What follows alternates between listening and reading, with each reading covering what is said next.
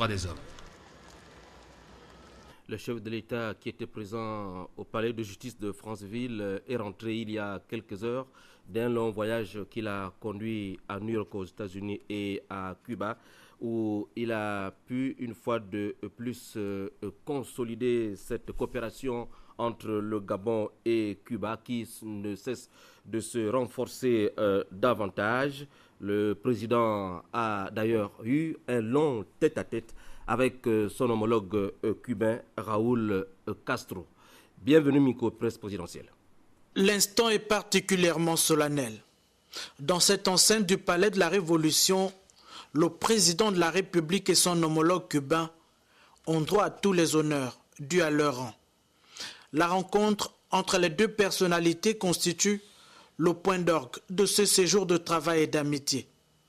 La coopération entre le Gabon et la République de Cuba s'inscrit résolument sur une dynamique de consolidation et de concrétisation. La présence du ministre gabonais en charge des affaires étrangères ici témoigne de la volonté de raffermissement de cette relation vieille de plusieurs décennies. L'échange entre Ali Bongo Ndimba et Raúl Castro aura duré bien plus d'une heure d'horloge. Un temps suffisant pour passer en revue les différents domaines de développement. À l'évidence, la volonté commune est réelle. Mais aujourd'hui, c'est un jour nouveau qui se lève dans le ciel de la coopération entre Libreville et La Havane. Terre d'histoire, Cuba est aussi une terre de culture et le président de la République, Ali Bongo Ndimba, a également visité plusieurs sites historiques cubains, parmi lesquels le complexe de Moro Cabana. Fondée le 25 juillet 1514, La Havane, la capitale de Cuba, abrite plusieurs monuments et sites historiques. En face de cette baie scintillante se dévoile le parc historique militaire de Moro Cabana. La forteresse constitue le musée le plus étendu du pays. L'une des deux salles historiques du site illustre l'histoire de la navigation dans le port de La Havane. Le chef de l'État est venu s'imprégner de cette réalité historique. Sur ce site, témoin d'un passé culturel particulièrement riche. L'histoire militaire de Cuba reprend vie en ces lieux. Érigé en 1630, le château des Trois Rois d'El Moro est l'une des principales attractions du musée. Le président de la République et sa suite ont également visité la forteresse de San Carlos de la Cabana, édifiée à partir de 1774. La cérémonie traditionnelle des tirs de canon a constitué la boucle de cette première odyssée à travers le passé de Cuba. Moro Cabana, un lieu à visiter aussi. Le numéro 1 gabonais a tenu à rendre un hommage au fondateur du parti révolutionnaire cubain José Martí. Nous retrouvons Bienvenue Minko. Le président de la République arrive au cimetière Colonne. Ici, le chef de l'État vient honorer la mémoire des combattants internationalistes cubains tombés au combat. L'instant est solennel et surtout chargé d'émotion. L'hommage rendu ce jour est à la dimension de cette amitié et de cette coopération en pleine phase de réchauffement. La présence du chef de l'État en ces lieux est un symbole. Tout aussi symbolique et particulière, sa visite au mémorial José Martí. Homme politique, poète et journaliste, José Martí Uliani Pérez est une icône pour son peuple. Né à La Havane en 1853, l'homme est considéré par le peuple cubain comme un héros national. Apôtre de la lutte pour l'indépendance, c'est l'un des représentants les plus célèbres du mouvement moderniste hispano-américain. Si sa renommée ne dépasse certainement pas celle de son pays ou de son continent, l'action de José Martí a encore une part importante dans la conscience populaire cubaine.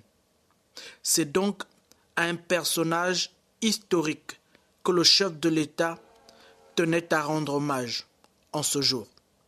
Fondateur du Parti révolutionnaire cubain, José Martí décède le 19 mai 1895, à l'âge de 42 ans, au cours d'une bataille.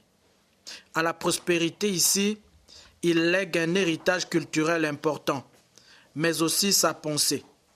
Pour lui, la grandeur des chefs n'est pas en leur personne, mais dans la mesure où ils servent la grandeur de leur peuple. Enfin, le président de la République s'est rendu à la Biofam pour la signature d'une importante convention en présence du ministre gabonais de la Santé, le professeur Léon Zouba. Nous retrouvons Bienvenue Minko et Hervé Mangumba, presse présidentielle. C'est assurément l'un des domaines les plus prometteurs de cette coopération entre le Gabon et la République de Cuba. La visite du chef de l'État ici à la Biofam constitue un pas important vers la mise en œuvre de ce programme. À travers les différents services et les laboratoires, le président Ali Bongo Ondimba est venu s'imprégner de l'expérience cubaine en la matière. C'est dans ces laboratoires que les scientifiques bâtissent la réputation de la médecine cubaine, particulièrement dans le domaine de la biotechnologie, qui est une importante source de devises pour le pays. Les jalons d'un partenariat fructueux avec le Gabon se mettent donc en place. L'échange de la Biofam aura été véritablement riche d'expériences. La convention paraphée pour la circonstance a permis d'asseoir les bases d'un partenariat bénéfique pour notre pays. Le président de la République, qui place la santé au cœur de son programme de développement, avait donc à cœur de toucher du doigt l'expertise de la République de Cuba, qui commercialise plus de 38 médicaments dans 40 pays du globe. L'agenda du président de la République a constitué la toile de fond de la conférence de presse donnée ce matin au palais présidentiel par le porte-parole de la présidence de la République, M. Alain-Claude Bilebizé, et qui est revenu avec la presse nationale et internationale sur le récent séjour du chef de l'État à New York et la visite officielle de 3 jours à Cuba. Ces propos recueillis par Ahmed Mouyaka Arnaud Mingue.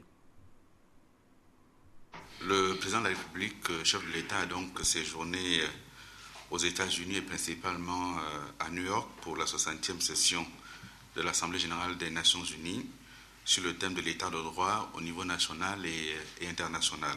Bien entendu, cet état de droit n'est jamais un accomplissement et ne l'est nulle part. C'est une quête, c'est un ensemble de choses à mettre en œuvre et nous y sommes.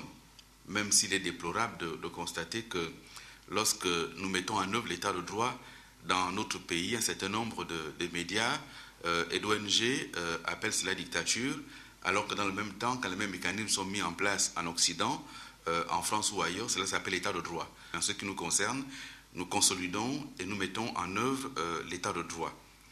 Et la consolidation de cet état de droit ne pourra pas se faire sans le respect des lois. Et ce respect des lois, c'est chacun en ce qui le concerne, et aucune institution, aucun individu n'est placé au-dessus ou en marge de la loi. Après New York, le chef de l'État gabonais a séjourné à Cuba. Et Cuba a quand même réussi depuis 1962 à éradiquer le paludisme. Et le Gabon, selon certains chiffres, est un pays aujourd'hui dont les chiffres en ce qui concerne cette maladie sont quand même assez alarmants, malgré les efforts qui sont faits pour lutter contre cette maladie. Mais l'intérêt de l'expérience cubaine se situe en ce sens qu'ils ont privilégié le traitement de l'environnement, la lutte contre les éléments qui peuvent amener à contracter la maladie, donc l'assainissement, la lutte contre l'anophèle et les larves, et le traitement. Pour le moment, le Gabon consacre beaucoup d'argent dans le traitement, mais peut-être que l'expérience cubaine peut nous aider à améliorer nos résultats dans la lutte contre le paludisme.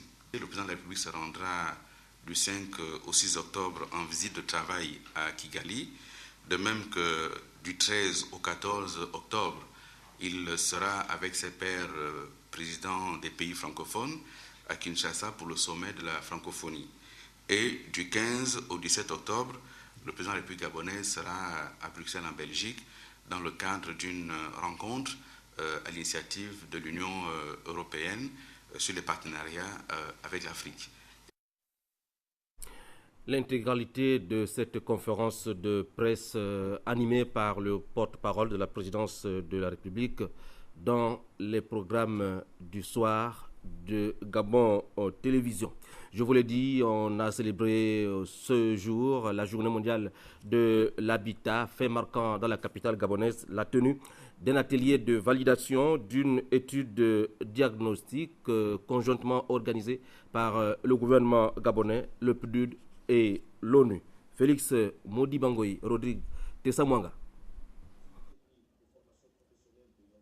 Placée sous le thème « Changer les villes, créer des opportunités », la Journée mondiale de l'habitat a donné lieu à cet atelier de validation qui a pour objectif de mener une étude diagnostique du secteur de l'habitat et du développement urbain au Gabon.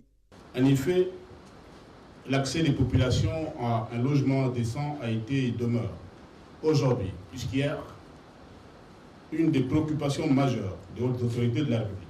C'est pourquoi, dans son programme de société L'avenir en confiance, le président de la République, chef de l'État, son Excellence Ali Bongo Ondimba, a fait de ce secteur l'une des priorités du gouvernement de la République en matière de planification et de stratégie nationale d'habitat et du développement urbain de nos villes à l'horizon 2025.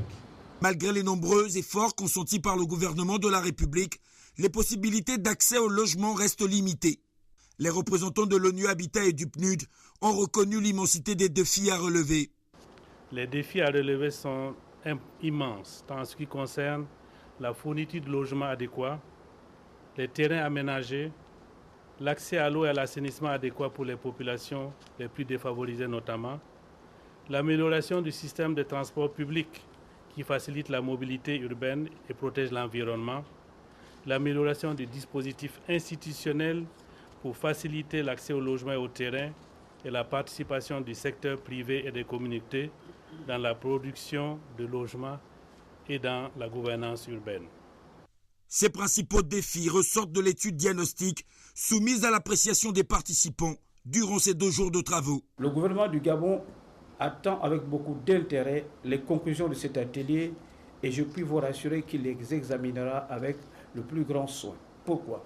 Je vous exhorte aussi la proposition afin de garder tout son sens à cet exercice qui doit nous permettre d'être au diapason de la communauté internationale. Les recommandations issues de cet atelier pourraient donc constituer le socle d'une nouvelle vision du secteur de l'habitat et du